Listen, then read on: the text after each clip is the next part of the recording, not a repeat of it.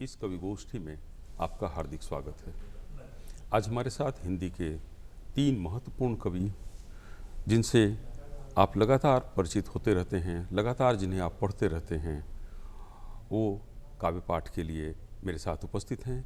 हम सबसे पहले उनका परिचय आपसे करवाते हैं। आज के हमारे पहले कवि हैं श्री सतीश कुमार। सतीश जी अनिवासी भारतीय हैं, अमेरिका में रहते हैं और हिंदी में कविताएं लिखते हैं। इनकी ये किताब माँ, मन और माटी प्रकाशित होने जा रही है। हमारे आज के दूसरे अतिथि हैं श्री भगवती प्रसाद द्विवेदी। इनकी रचनाएं आपने काफ़ी पढ़ी होंगी, बाल साहित्य हो, भोजपुरी में हो, हिंदी में हो, कहानी, कविता, उपन्यास, लेख, लगातार भगवती प्रसाद द्विवेदी लिखते रहते हैं। शताधिक किताबें इनकी प्रकाशित हो चुकी हैं, जिनमें एक और दिन का इजाफा, नई कोपलों की खातिर, भविष्य का वर्तमान जैसी कई किताबें काफ़ी चर्चित रही हैं। भिखारी ठाकुर की जीवनी इन्होंने लिखी है, जो काफ़ी प्रशंसित भी रही है। हमारे आज के तीसरे अतिथि कवि हैं श्री शिवदयाल। शिवदयाल जी मूलतः उपन्यासकार और कथाकार हैं। इनका उपन्यास छिनते पल छिन और एक और दुनिया होती, जो हाल में ही प्रकाशित हुआ है, काफ़ी चर्चित रहा है।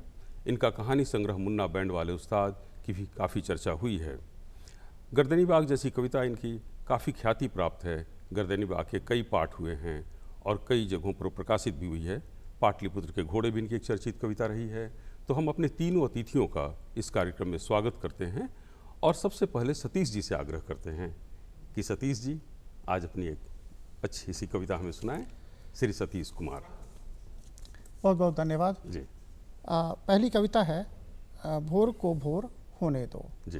तो ये कविता कैसे बनी थी, सबसे पहले इसके बारे में थोड़ा बता दूं कि एक बार बीच रात की थोड़ी सी बाद जग गया और फिर सोचने लगा कुछ इधर उधर की बातें, बहुत सारी बातें। तो उसी संदर्भ में अचानक भोर हो गई और सोच की अवधि थोड़ी लंबी हो गई, भोर हो गई। और तो पहली बात जो दिमाग में आई वो ये थी कि अरे भोर क्यों हो गई। तो फिर लगा कि ऐसा हम क्यों सोचते हैं, भोर के भोर होने पर हमारा क्या वश है या नहीं होने पर हमारा क्या वश है। तो कोई भी सोच नहीं आती है, कोई भी प्रतिभा नहीं आती है, कोई भी स्थिति नहीं आती है, तो हम अक्सर ऐसा ही सोचते हैं कि हम रोक टोक में व्यस्त हो जाते हैं, हम मीन मेक में व्यस्त हो जाते हैं। तो उसके बाद पहली पंक्ति दिमाग में आई कविता की कि भोर को भोर होने दो। बहुत से। और वहाँ से कविता बनती है जी।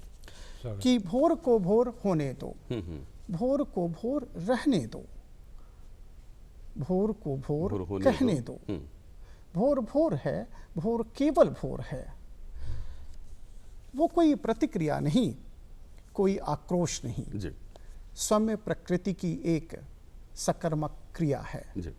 भोर किसी अंधेरे का प्रत्यय नहीं, किसी अपर व्यक्तित्व का उपसर्ग नहीं, वो किसी का पैबंद नहीं है या किसी का अगुआ नहीं है। प्रकृति का एक अस्तित्व खंड है, एक सात्विक, सचेत, सजग, स्वदेश अस्तित्व। भोर है जीवन का उज्जवल ज्ञान खंड, एक सर्वव्यापी ज्ञान, एक विशद ध्येय, जीवन का सुंदर सर्ग, एक महान उत्सर्ग। और ये सब, इन सबों को भोर, इन सबों का प्रतिनिधित्व करती है। तो उस भोर को भोर रहने दो, भोर को भोर होने दो, भोर को भोर कहने दो। भोर भोर है, भोर केवल भोर है। बहुत से, बहुत से। तो ये थे सतीश जी, जिन्होंने अपनी एक छोटी सी कविता सुनाई। ये कविता सुनते हुए हमें कई बार उन प्रयोगों की याद आ रही है जो हिंदी में हुए हैं। जैसे विनोद कुमार शुक्ल ने एक कविता लिखी थी कि माँ की तरह लग रही थी। अब माँ का माँ की तरह लगना एक घटना है। माँ कई बार माँ की तरह नहीं भी लगती है। जब वह बच्चे को अपना कुछ सबक सिखा रही होती है तो संभव है कि वो माँ की तरह नहीं लगे, लेकिन वही माँ जब ममतामयी हो जाती है तो माँ की तरह लगती है। उसी तरह से भोर हो रही है, भोर को भोर ही होना है। और इन्होंने इस शब्द को लेकर एक बहुत ही अच्छी कविता लिखी है जो हमें भी सुनाई।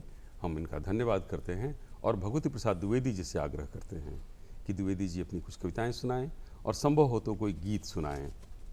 कि आयु की ऊंचाई पर पहुंचकर जब वे करते हैं कोई ऊंची सी बात, आयु की ऊंचाई पर पहुंचकर जब वे करते हैं कोई ऊंची सी बात, तो हम सिगरेट के धुएं सा छल्ला बनाकर उड़ाते हैं उनका मजाक, तोता रटन घोंघा वसंत।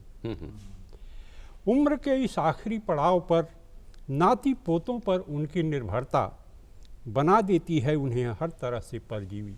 जी।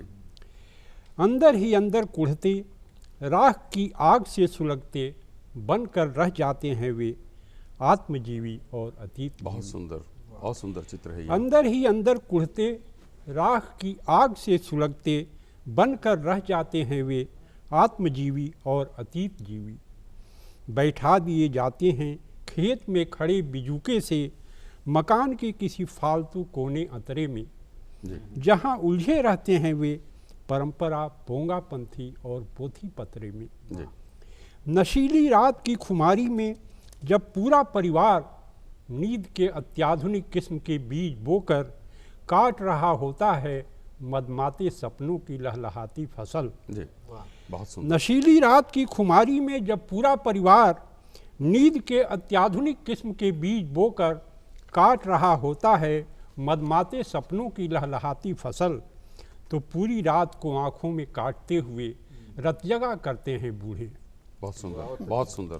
तो पूरी रात को आंखों में काटते हुए रतजगा करते हैं बूढ़े, करवटें बदलते, कराहते और खांसते हुए।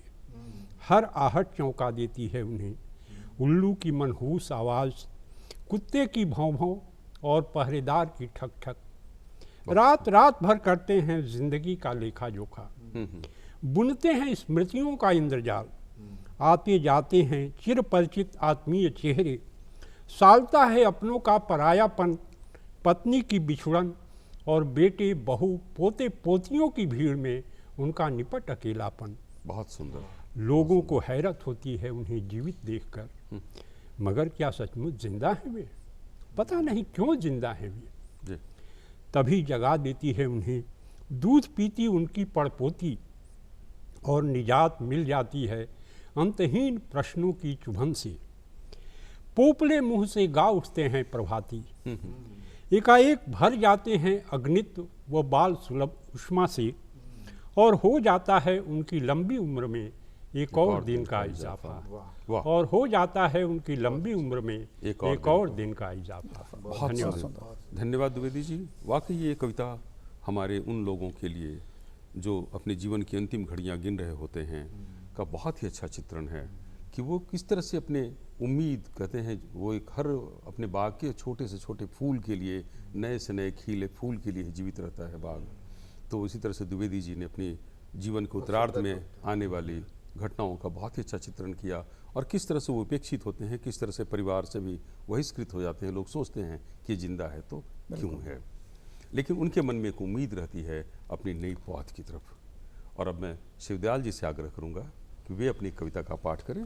शिवदयाल जी।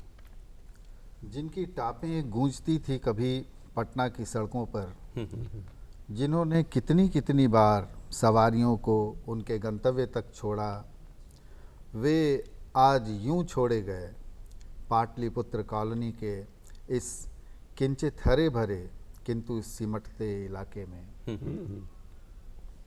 ये घोड़े वही घोड़े हैं जिनके पूर्वज निकले थे दिग्विजयी अभियानों पर, जिनकी रास पकड़ लेने मात्र से मच जाता था महासमर, जिनकी पीठ पर सवार हो चक्रवर्ती सम्राटों ने बनाए थे साम्राज्य। बहुत सुंदर, बहुत अच्छा चित्र है ये। वे घोड़े इन्हीं लाचार घोड़ों के पुरखे थे, जिनका स्वेद रक्त न मिलता तो न मगध मगध होता, न पाटलिपुत्र पाटलिपुत्र, और न रोम होता, न बगदाद, न कंस्तुनतुनिया।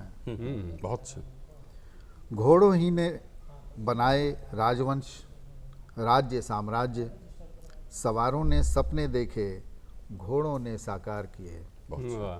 इनकी ही पीठ पर बैठकर विजेताओं ने रौंदी थी फलती फूलती सभ्यताएं, जो सपनों मिथकों की वदंतियों का हिस्सा बने, जिनकी शक्ति को ही आदमी ने शक्ति का पैमाना बनाया, जिनके खुरों पर ठुकी नालें अभय के लिए लोगों ने अपने दरवाज़ों पर टांगी, उनकी पहनी अंगूठियाँ जिन्होंने मनुष्य जाति को अपनी पीठ दी, स्वत्व दिया और दिया पवन वेग, जिन्होंने सभ्यता की गाड़ी को यहाँ तक खींचा जहाँ की रास्तों के किनारे हाथ भर हरी घास की पट्टी लगी आती है। बहुत अच्छे।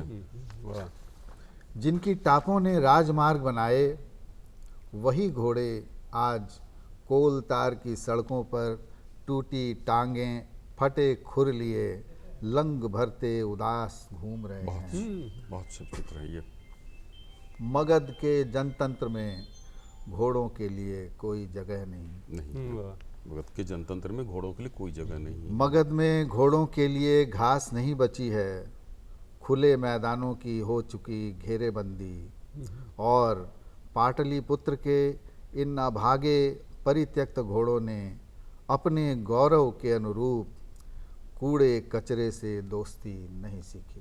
बहुत अच्छे, बहुत अच्छे। वाकई ये आज उनकी चर्चा हम कहें तो घोड़ों के बहाने एक पूरे संदर्भ में कहें तो व्यापक संदर्भ में ये पूरे समाज की चर्चा है कि कई बार जो महत्वपूर्ण लोग होते हैं, कई बार जो महत्वपूर्ण काम होते हैं वे उपेक्षित हो जाते हैं, वे जीवन पर हाशिए में चले जाते हैं।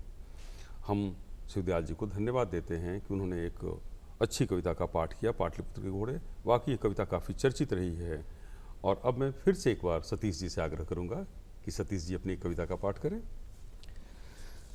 एक दूसरी कविता है जी हमारे सैनिक, और गलवान घाटी में जो कुछ हुआ जी। उसके संदर्भ में ये कविता बनी थी। जी, स्वागत तो है। उनके संघर्ष, सैनिकों के संघर्ष, सैनिकों की आहुति के संदर्भ में। जी तो नदियों के बहते रहने में, पर्वत के ऊपर उठने में, सागर के थमने थिरने में, संकल्प तुम्हारा बसता है, बहुत अच्छे। सौगंध तुम्हारी तुम्हारा बसती बसता है, पूरे भारत का रोम रोम तुम पर अर्पित होता है। जी वाह। और हुलके लाल तेवर में, सरसों की पीली मस्ती में, केसर के उज्जवल मानों में, जी मनमान तुम्हारा रहता है। और हुलके लाल तेवर में, जी सरसों की पीली मस्ती में, केसर के उज्जवल मानों में, मनमान तुम्हारा रहता है, मूल्य प्राण तुम्हारा रहता है, वाह। पूरे भारत का रोम रोम तुम पर अर्पित होता है। बहुत अच्छे, बहुत अच्छे। पथ पगों पगडंडियों पर, और यहाँ शब्दों को देखेंगे आप, पथ पगों पगडंडियों पर, मेड़ों मेरुदंडों पर, मेरुदंड है, पथ पगों पगडंडियों पर, मेरुदंडों पर, खेतों में खलिहानों में, फसलों में, दानों में, दान तुम्हारा रहता है, बहुत अच्छे। अवदान तुम्हारा रहता है, पूरे भारत का रोम रोम तुम पर अर्पित होता है। बहुत अच्छे, बहुत अच्छे। गीता के कर्म श्लोकों में, गीता के कर्म श्लोकों में तेरे जीवन की बाती है, गांधी के चरखे पर चढ़े हुए हरसूत तेरे अर्पण की अर्चित थाती है, जी पूरे भारत का रोम रोम तुम पर अर्पित होता है। और अंतिम 5 पंक्तियां देखिएगा कैसे इसकी बनी है। हाँ। कि कृष्णवंशी के सृजन सुर में, कृष्णवंशी के सृजन सुर में जी। धुन तुम्हारी रहती है, श्री राम के मर्यादा वाणों में टंकार तुम्हारी रहती है, शिव के मान डमरू में नाद तुम्हारा रहता है, पूरे भारत का रोम रोम तुम पर अर्पित होता है। बहुत अच्छे। और हम सतीश जी को इसके लिए बहुत बहुत धन्यवाद देते हैं, एक अच्छी कविता के लिए, का पाठ करने के लिए। और अब भगवती प्रसाद द्विवेदी जी से आग्रह है कि वो अपनी कविता का पाठ करें। आजकल अक्सर हम पर्यावरण की चर्चा करते हैं। हमारे भीतर का भी एक पर्यावरण है जिसके प्रदूषण को दूर करने की ज़रूरत है। अभी सतीश जी ने नदियों की भी चर्चा की, जी तो एक छोटा सा नवगीत में पढ़ता हूँ, नदी धर्म। स्वागत। कि पानी से है प्यार अगर तो पानीदार बनो, बहुत सुंदर। पानी से है प्यार अगर तो पानी से है प्यार अगर तो पानीदार बनो, पानीदार बनोगे संवेदना तरलता से, जी पानीदार बनोगे संवेदना तरलता से, कल कल छल छल लहरों की गतिमान चपलता से, किसी पहाड़ी झरने की निर्मल जलधार बनो। वाह वाह वाह। किसी पहाड़ी झरने की निर्मल जलधार बनो, पानी से है प्यार अगर तो पानीदार बनो। वाह बिल्कुल। जीवन की गति है नदिया का बस बहते जाना। जीवन की गति है नदिया का बस बहते जाना, लोग के लिए खा मौसमी थपेड़े मुस्काना। वाह।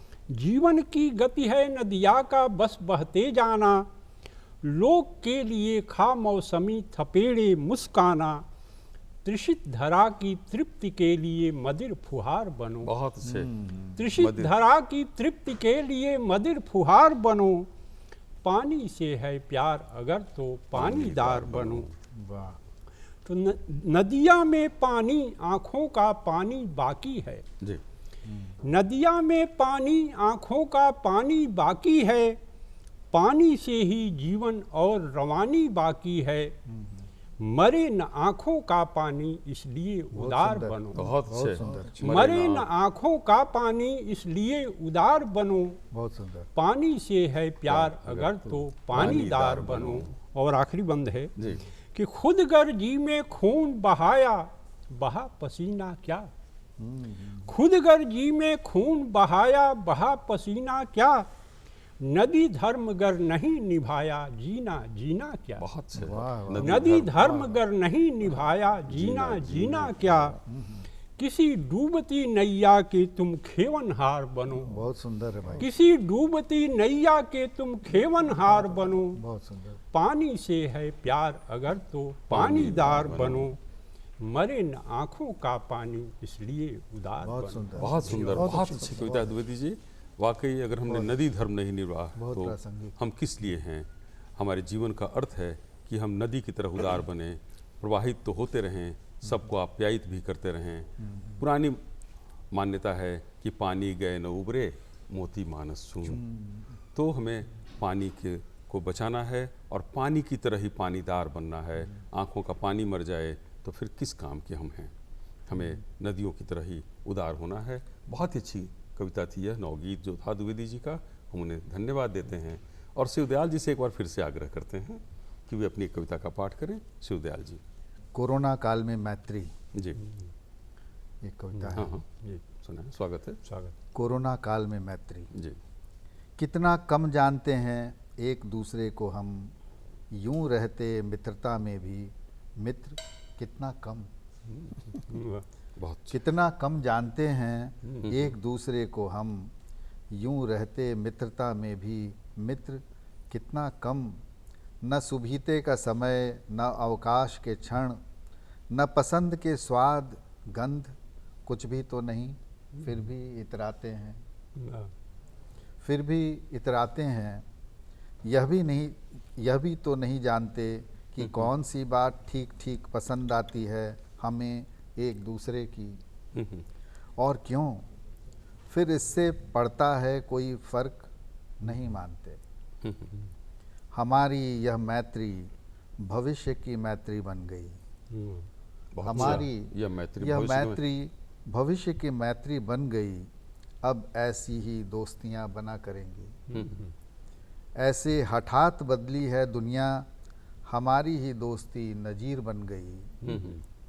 अब आंसू अपने तो आस्तीन भी अपनी होनी है। आंसू अपने तो आस्तीन। अब आंसू अपने तो आस्तीन भी अपनी होनी है। अपने सर को अपने ही कंधे की दरकार होनी है। बिना गलबहियाँ बिना लिए अखबारी, सीखना है हंसना और रोना। मित्र अब केवल संकेत में सांत्वना। मित्र अब केवल संकेत में सांत्वना। चुनौती होगी बिना मिले मिलने की युक्ति का आविष्कार करना। आने वाले समय में मानवीय स्पर्श के आरोप और अपराध के लिए होंगे मुकदमे। छूना एक असामाजिक आपराधिक व्यवहार माना जाएगा, चाहे वह कितना भी करुणार्द्र संस्पर्श हो, संदेह से देखा जाएगा। बहुत अच्छा, बहुत अच्छा। संभव है तब तक स्पर्श का विकल्प ढूंढ लिया गया होगा और दुनिया की नई ढब बन गई होगी। आने वाली पीढ़ी हम पर हंसे, कैसे मूर्ख लोग थे, कितने अचेत कि समूची मनुष्यता को गले लगाने को तत्पर रहते थे। जानना तो फिर भी कम ही होता, कितना भी जानने के बाद इस बंदी में थोड़ा खुलना होता। काश इसके पहले कि हम में से हर कोई एक दूसरे के लिए चला जाए महासागरों के पार। मित्र, इस मैत्री में जो कुछ शक्य है, संभव है, वह कर लो। जीवन मुट्ठी की रेत है, फिसलता ही जाता है।